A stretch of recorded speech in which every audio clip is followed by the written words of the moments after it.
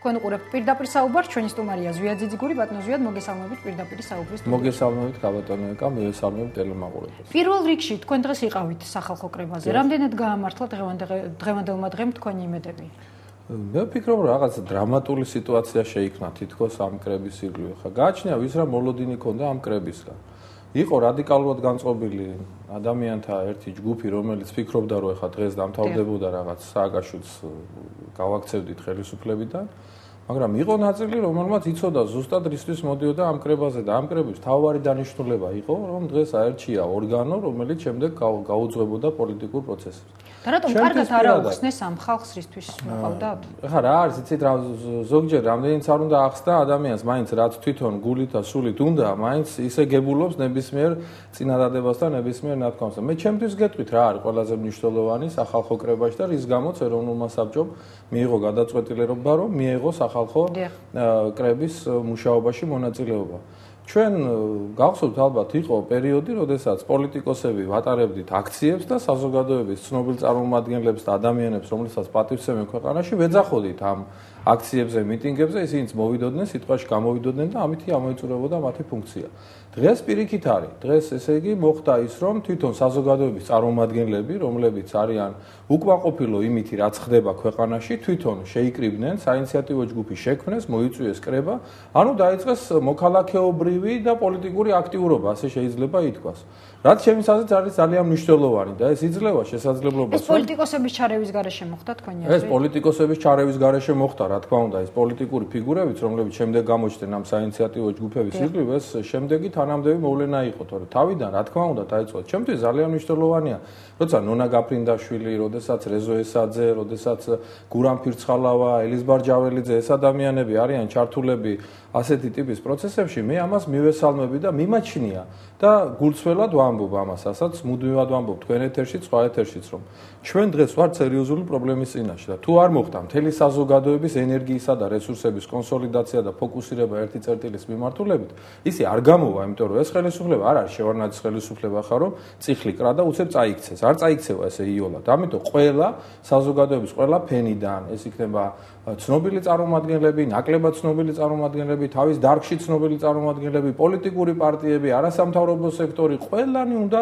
თავისი რესურსით უნდა ჩაერთვენ და მე რას ვფიქრობ? დღევანდელმა დღემ რა გაჩვენათ თქვენ? თუნდაც ხალხის შეკრებილმა დღევანდელმა დღემ მაჩვენა, რომ ადამიანებმა, რომლებსაც ამისი სათანადო გამოცდილება არ ჰქონდათ, საკმაოდ ორგანიზებულად მიიყვანეს საქმე იქამდე, რომ არჩეული იქნა ორგანო, რომელიც შემდეგ პოლიტიკურ პროცესებს წაუძღვება და თვითონ ეს ხალხი არის მზად ჩართული. ხა კარგად არ არის საქმე ქვეყანაში, როცა სოფლიოს ხუთგზის ჩემპიონი ჭადრაკში ჩაერთვება პოლიტიკურ პროცესებში. ეს არის ტრაგიკული მდგომარეობა. ეს დიდი ხანია ტრადიციული გახდა. ტრადიციული არ გახდა და ცუდია მე ძალიან რომ ტრადიციული გახდა. ეს იმას ნიშნავს, რომ ყოველთვის ცუდად არის ამ ქვეყანაში საქმე. ხა ნორმალურ ქვეყანაში ესეთი ამბები ნამდვილად არ ხდება და მხოლოდ პოლიტიკოსების საქმეა და ჩვენ ახლა ეროვნული საბჭოს პოზიცია იყო და არის დღესაც. არც სახალხო კრების ფორმატი, არც 8 პარტიის ფორმატი, რომელიც არის სამართლებრივ ბრძოლაში ხელისუფლებასთან ჩართული. არც იმ ქართული პარტიის დაფუძნება და მათი გამოსვლა. ესენი ყველაფერი ერთმანეთს ხელს კი არ უშლის. ჩვენ ვფიქრობთ, რომ ეხლა საერთოდ ძალიან მნიშვნელოვანია, რომ ვეძებოთ ყველგან შეხების წერტილები. რატომ არ არის პოლიტიკოსებს შორის დღეს კონკურენცია? კონკურენცია, რა დროს კონკურენცია? როცა არის ავტორიტარული რეჟიმი, როცა ქვეყანაში არ აქვს სასამართლო, როცა ქვეყანაში გიკლავენ ბიჭებს პირდაპირ ქუჩაში, როცა მედია არის დაპატიმრებული, როდესაც არის ეკონომიკური მდგომარეობა საშინელი, როცა წყალი გაგიძვირეს დღეს, ხვალ ტრანსპორტს გიძვირებენ, გუშინ ხორცი გაგიძვირეს, გუშინ წინ ბურღული გაგიძვირეს, იმის წინ ბენზინი გაგიძვირეს და გეუბნებიან გახჩობენ ყოველდღე და თვითონ ეგერ პლასიდო დომინგო ყავს ჩამოყვანილი და ესე იგი არის ბედნიერი ხითხითებს, კისკისებს და არის მისთვის არის ეს ცხოვრება მოწყობილი და ამ დროს ჩვენ არა გვაქვს არავითარი უფლება იმისი რომ კონკურენტებად განვიხილოთ ოპოზიციონერებმა ერთმანეთს. მე არ განვიხილავ არც ერთ ოპოზიციურ პარტიას, არც ერთ ოპოზიციურ დაჯგუფებას არ განვიხილავ კონკურენტად. განვიხილავ ყველას მოკავშირეთ და მინდა ახლა თქვენი ეთერი და თქვა ესეთი რა. მერაბ კოსტავა ყავდა ესეთი სულნათი კაცი რა, იმის სული ცხონებულია, დარწმუნებული ვარ. ეროვნულ მოძრაობაში როცა იყო მუდმივად დაპირისპირება, კინკლაობა, ჩხუბი დადიოდა და ყველას ეუბნებოდა რა დროს ეგ არის, ამით ხო ჩვენ ვაკეთებთ იმ რეჟიმის საქმეს, რომელსაც ვებძვით და დადიოდა მუხზე უჩოქებდა ლამის სულ ყველას და სწორი იყო და მართალი იყო ეგ კაცი. დღესაც ჩვენ ძალიან გვჭირდება ჰაერივით, გვჭირდება სწორედ ასეთი პოზიციის დაფიქსირება. ძალიან გვჭირდება რომ ერთმანეთთან არაფერი საქილიკო არ ქონდეს. ეხლა ვიღაცას თუ გაუხარდება ის რომ დღეს დაუშვათ სახალხო კრებაზე რაღაცა ექსესივით მოხდა და რაღაცა კონფლიქტები იყო, მე ვფიქრობ რომ მას საქართველოს სიკეთე არ. იმიტომ რომ გავრცელდა ხმა რომ პოლიტიკოსებს შორის შეუთანხმებობამ გამოიწვია არა, პოლიტიკოსები რა შვაში არიან ეხლა, მოდი ეხლა მაინც ვთქვათ რომ ეხლა პოლიტიკოსებზე ამის გადაბრალება არის ძალიან ცუდი საქმე და საერთოდ არც საზოგადოების ბრალი არა. არის საზოგადოებაში რადიკალურად განწყობილი ადამიანთა ერთი ჯგუფი, რომელიც მუდმივად არის რაღაც უფრო ჩქარა უნდა რაღაცის შეცვლა და გაკეთება, მაგრამ რეალობა სხვა არის. ამიტომ მე ვფიქრობ, ქუჩაში პატიჟებენ ხალხს აქციაზე, ალბათ ძირითადი ნაწილი სწორედ ქუჩაში პატიჟებენ, იმიტომ რომ არ მისცეს დარბაზი. ეხლა მოდი ესეც ვთქვათ, ესეც ხო ხელისუფლებისგან იყო თავიდან ბოლომდე, რომ ესე იგი ბოლოს უნდათ რომ მიტინგის სახე მიეცათ ამისთვის ყველაფრის სპორტ სასახლე, არ მიცეს სტადიონი, არ მიცეს შენობა, არ მიცეს 1, 2, მე-5 და ამასაც ხო უნდა დანახვა და ხო უნდა იყოს ობიექტური დაუშვათ ჟურნალისტიც, რომელიც ამ ამბავს აშუქებს და ის ადამიანიც, რომელიც ამ ღონისძიებაზე მივა და ითხოვს. ანუ სახალხო კრებას ხელისუფლებამ თავისი გეგმა მოახვია? სახალხო კრებას ხელისუფლებამ ხელი შეუშალა და ქუჩაში რა თქმა უნდა ამ სახალხო კრების ჩატარება არც მის ინიციატორებს არ უნდათ და ეს არ იყო იდეალური ვარიანტი რა თქმა უნდა. მაგრამ მე სხვა რა მინდა რომ ესე დიდაქციას აწყობ, რასაც ქვია სახალხო კრება. დიახ. მე მგონი საერთოდ საქართველოში ასეთი პრეცედენტი არ ყოფილა. როგორ არ ყოფილა ხა ეროვნული კრებები და დამფუძნებელი კრებები საქართველოში მოწვეულა. ყოფილა ასეთ პრეცედენტები და ხო შემთხვევაში ამბიციური განაცხადია. ამბიციურია და კარგიც არის. შესაძლებელია, ანუ რამდენად დასაშვებია რომ თუნდაც ხელისუფლებამ მოგახვიოს რაღაც თავის თავზე და შენ ამას მზადყოფნაში არ შეხვდე. არა, მზადყოფნაში ხა მოდი ვთქვათ რა, ჩვენ კიდე ერთხელ თუ კი ვინმესთვის არის მნიშვნელოვანი რომ საზოგადოება არაპოლიტიკური ნაწილი საზოგადოების ჩაერთო პროცესებში, რომელიც არის ძალიან მნიშვნელოვანი ჩვენი ქვეყნისთვის, მაშინ ეს არის ძალიან წარმატებული, გაკეთებული, იმიტომ რომ მე კიდე ერთხელ ვამბობ, პატივისცემას ვადასტურებ იმ ჯგუფის მიმართ, რომელმაც წამოიწყო ეს მთლიანად ეს პროექტი, დღესაც ვინარჩუნებ ამ პატივისცემის გზნობას და მუდმივად შევინარჩუნებ, იმიტომ რომ ჩემი ქვეყანა უყვართ ძალიან და დარწმუნებული ვარ, რომ ისინი კი არ არიან დაუშვათ გამთიშველები რაღაცა პოლიტიკურ ძალებს შორის, კი არ თამაშობენ რაღაცა კონფლიქტების წარმოშობის როლს, არამედ პირიქით. ისინი იმუშავებენ მომავალშიც, დღემდეც მუშაობდნენ ზოგჯერ მეტად ეფექტურად, ზოგჯერ ნაკლებად ეფექტურად, მაგრამ უნდა ითამაშონ მაკოორდინებლის როლი. უნდათ მათ კონკრეტული გეგმები ბატონო ზვიად, ეთერში როგორც წესი ისინი ამ გეგმების შესახებ არ ყვებოდნენ, იმიტომ რომ კონკრეტული გეგმა იყო, რომ უნდა არჩეულიყო ორგანო, რომელიც შემდეგ უხელმძღვანელებდა პროცესებს. ეს ორგანო აირჩა. მე პირადად ეხა 20 წელზე მეტია აქციებზე დავდივარ და მე რო გითხრათ ეხა რომ რამეს ველოდი ეხა რომ აი დღეს ეხა დამთავრდებოდა, ესე იგი და არც გაუკეთებია ვინმეს. მე მაგალითად სადაც ვაკეთებდი განცხადებას მას შემდეგ რაც ჩვენ განვაცხადეთ რომ მივიღებთ კრების მუშაობაში მონაწილეობას, ყველგან ვამბობდი რომ 25-ში იქნება არჩევნები, აირჩევს ხალხი, აირჩევს იმ ხალხს, ვისაც დობას გამოუცხადებს და ამისათვის რომ დააფასო დელეგატი და რაიონიდან ჩამოიყვანო, ეს არის პატივისცემის გამოხატულება იმ ადამიანის მიმართ და არა მისი ინტერესის უგულებელწყობა. ბატონო, ამ ორგანომ რომის არჩევაც მოხდა დღეს, როგორ უნდა მოახერხოს საბოლოო მიზნამდე, ანუ ხელისუფლების შესვლა. მე ვფიქრობ და ჩემ მოსაზრებას რა თქმა უნდა ამ სამუშაო პროცესშიც ვიტყვი რომ ამ ორგანომ სასწრაფოდ უნდა შეიკრიბოს და ამ ორგანომ უნდა მიიღოს გადაწყვეტილებები. ეხლა ჩვენ არავითარ შემთხვევაში ეხლა დრამატიზება იმისი რაც მოხდა რუსთაველზე, ჩემის აზრით არის შეცდომა. მთლიანად შეცდომა, თუნდაც სახალხო კრების მონაწილეების მხრიდან. არაფერი არ მოხდა რა დრამატული და ამიტომ რა მოხდა ეხლა. მუდმივად იქნება ყველგან ქუჩაში სადაც მოხდება რაიმე ღონისძიება, მუდმივად გამოჩნდება ადამიანთა ჯგუფი, რომელიც მოითხოვს რომ ახლა დღესვე წავიდეთ და დავამთავროთ ბარემ აქავართ, ესე იგი რუსთაველის გამზირზე. ასეთი მოლოდინი თქვენი აზრით. უბრალოდ ჩვენი უახლეს ისტორიაში რამდენიმეჯერ იყო ასეთი პრეცედენტი, როდესაც ოპოზიცია ხალხს იბარებდა და შემდეგ ის აქცია აღარ შედგებოდა ხოლმე. უახლოეს ისტორიაში უნდა გითხრათ, რომ იყო უპრეცედენტო ტიპის აქციები. ეხლა რაც იყო შარშან და შარშანწინა აქციები და ისინი რაც იყო, ეს იყო ძალიან მასშტაბური აქციები. ეხლა სათანადოდ ვთქვათ, მოდი რომ ხელისუფლება არის ძალიან ორგანიზებული, უშედეგობა ნიჰილიზმს არ იწვევს ხალხში, რომელიც ამ აქციაზე მოდის. უშედეგობა არავითარ ნიჰილიზმს არ იწვევს. მე გეტყვით ჩემს მოსაზრებას რა.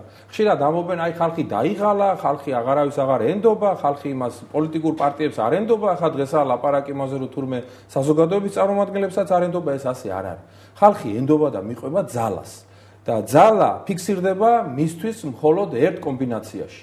ეს ძალა უნდა იყოს ერთობა იმ ადამიანების. დაუშვათ ერთ პარტიას ყავს თავისი ელექტორატი, მეორეს თავისი, მეხუთეს თავისი, მეათეს თავისი.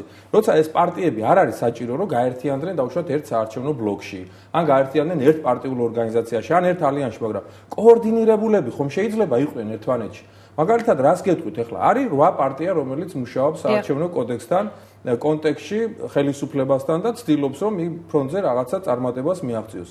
არ უნდა უძახო იმას მოღალატე, არ შეიძლება იმის გაკეთება, იმიტომ რომ იქ თუ იმ ფრონტზე თუ რაღაცას დაათმობინებ ხელისუფლებას, ეს საერთო ჯამში სხვა პროცესებსაც წაადგება.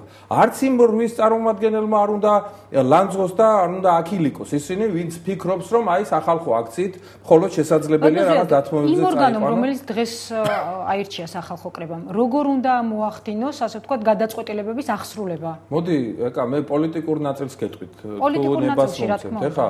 როდესაც ეს სახალხო კრების საინიციატივო ჯგუფი დადიოდა მთელ საქართველოში, დელეგატებს აგროვებდა და დღეს რამდენიმე ასეული 1000 ადამიანის რწმუნება ჩამოიტანეს იმ დელეგატებმა, რომლებიც ჩამოვიდნენ საქართველოში. როდესაც ასეთი დელეგირება ხდება და ადამიანებს აძლევს შენ დაუშვათ შენს რწმუნებას და ეს ადამიანი გამოდის და უნდობლობას უცხადებს ხელისუფლებას, ეს არის პოლიტიკური დარტყმა ხელისუფლებას. როცა ახლა პარტიები ამბობენ, ამას ჩვენ 2 წელია, 3 წელია უკვე რაც ასეთი ტიპის დოკუმენტები კიდეც მივიღეთ, კიდეც ხელი მოვაწერეთ, კიდეც ყველაფერი, მაგრამ უკვე როცა ამას ნონა გაფრინდაშვილი, გოგი ქავთარაძე, რეზო ესაძე და სხვები აწერენ ხელს, რომლებიც უკვე ისინი კი არ არიან ახლა დაუშვათ სუბიექტურები იმის გამო, რომ პოლიტიკურ მოწინააღმდეგეს ხელისუფლების სახით ებრძვიან. გასაგებია, მაგრამ ხელისუფლება თუ არ შეიმჩნევს უბრალოდ ეს არის პოლიტიკური დარტყმა. ხელისუფლება შეიმჩნევს თუ არ შეიმჩნევს, ხალხისთვის არის ეს ძალიან მნიშვნელოვანი მესიჯი. ამიტომაც მე ვფიქრობ, რომ აი ძალიან მნიშვნელოვანი და ძალიან სერიოზული ნაბიჯების გადადგმა შეუძლია იმ ორგანოს, რომელიც არის არჩეული და მე მინდა წარმატებაც უსურვო, მე ჩართული ვარ ამ პროცესში, რაღაც აღმასრულებელი საბჭოს ეგიდით, რაღაც კი არა აღმასრულებელი საბჭოს ეგიდით და რა თქმა უნდა, ჩემს მოსაზრებებს გულწრფელად ვეცდები, რომ წარმატებები გქონდეთ მათ, მაგრამ მე მინდა კიდევ ერთხელ ვთქვა, აუცილებლად მაკოორდინირებლის ფუნქცია უნდა აიღოს სახალხო კრებამ თავის თავზე. არც ერთ ოპოზიციონერს, რომელსაც ოდნავ მაინც შეუძლია რაღაცა ერთი ქვა მაინც გადადოს ერთი ადგილიდან მეორეზე, არავითარ შემთხვევაში არ უნდა აუქნიოს ვინმე მხელი რა. ეს არის თუ ჩვენ გვინდა პოლონეთში ძალიან მარტივი რამ მოხდა.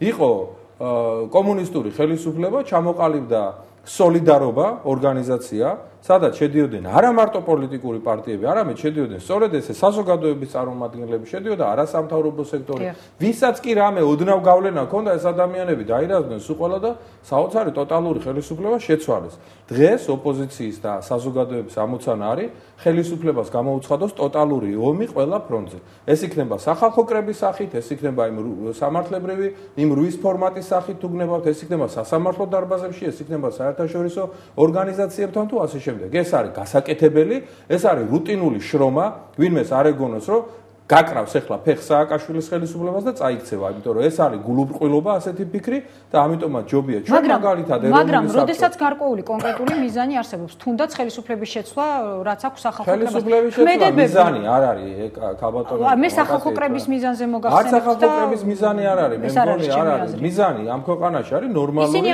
მართლობის დამყარება, რომელიც ქვეყანა რომ გამოიყვანო ამ მდგომარეობიდან ეს არის მიზანი, თორე ხელისუფლების შეცვლა შემოგვიყვანოს ნებისმიერი მიზნის შესასრულებლად, რომელიც გააჩნია დღეს ხალხს, საზოგადოებას თუ პოლიტიკოსებს, ცალკე აღებულ თითოეულს თუ პარტიებს.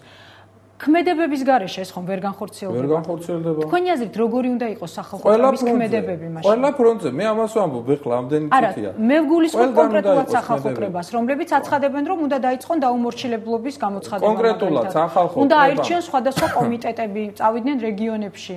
ეხლა რა შეეცით? აი მე ვარ მომსწრე კომუნისტური ხელისუფლება როგორ შეიცვალა. მაშინ იყო რადიკალურად განწყობილი ოპოზიციური ძალაც, რომელიც ამბობდა, რომ ეს არის ესე იგი მარიონეტი ხელისუფლება, საბჭოთა კავშირის ფილიალი აქა და ჩვენ მას არ ველაპარაკებით და ისინი აქციებს აწყობდნენ და ესე იგი ქუჩაში ჰქონდათ პროცესები გადატანილი. იყო მეორე ნაწილი, რომელიც ამბობდა, რომ აი ჩვენ არჩევნებში უნდა წავიდეთ და არჩევნების გზით უნდა შევცვალოთ ხელისუფლება. იყო მესამე ნაწილი, რომელიც ცდილობდა, რომ რაღაც კანონები შეეცვალათ და რაღაც განათლების და რაღაცა სხვა პრობლემები მოეგვარებინათ და ეს ყველაფერი ისე იყო უნისონში ერთმანეთთან მოსულ და იმდენად მრავალმხრივი იყო შეტევა მაშინ კომუნისტურ ხელისუფლებაზე, რომ იძულებული გახდა კომუნისტური ხელისუფლება დაენიშნა ისეთი არჩევნები, რომლითაც ესე იგი შემდეგ დამარცხდა თვითონ და ხელისუფლების გადაბარება. ამიტომ ეს არის კლასიკური სქემა. ასეთი საშიშროება ემუქრება საქართველოს დღევანდელ ხელისუფლებას? ეს საშიშროება კი არა, ბედნიერება ამ ხელისუფლებისთვის თვითონ ვერ ხვდებიან თორე. რაც უფრო მალე მოხდება ეს ამბავი, მით უფრო ნაკლები ბოროტების ჩადენას მოასწრებს. ხომ არ არსებობს თქვენი არით იმის საშიშროება, რომ პირიქით ხელისუფლებამ როგორც დაუშვათ ქუჩა შესთავაზა სახალხო კრებას და ამით გარკვეული გეგმები დაარღვია, გარკვეული სცენარი დაარღვია. ხომ არ არსებობს იმის საშიშროებაც, რომ თითოეულ ფრონტზე, რომელიც თქვენ ახლა ჩამოთვალეთ, პირიქით ხელისუფლებამ მოიგოს ბრძოლა და მოირგოს. თუ კი იქნება კოორდინირებული ოპოზიციის ქმედება, თუ კი იქნება კოორდინირებული ოპოზიციის ქმედება საზოგადოებასთან ერთად, ასეთ შემთხვევაში შეუძლებელია. თქვენ გაქვთ იმედი, რომ იქნება? მე მაქვს იმედი, იმიტომ რომ ოპტიმისტი კაცი ვარ და ვფიქრობ, რომ ბოლოს და ბოლოს მივალთ იმ დასკვნამდე, რომ ერთმანეთის წარუმატებლობებით გახარება ეს არ არის საუკეთესო გზა იმისათვის, რომ ეს ქვეყანა გამოვიყვანოთ. დიდი მადლობა. ჩვენი სტუმარი იყო ზვია ძიძიგური, გადაცემაში რეკლამის დრო, რეკლამის შემდეგ დავით ბერძენიშვილთან ერთად დავბრუნდებით ეთერში.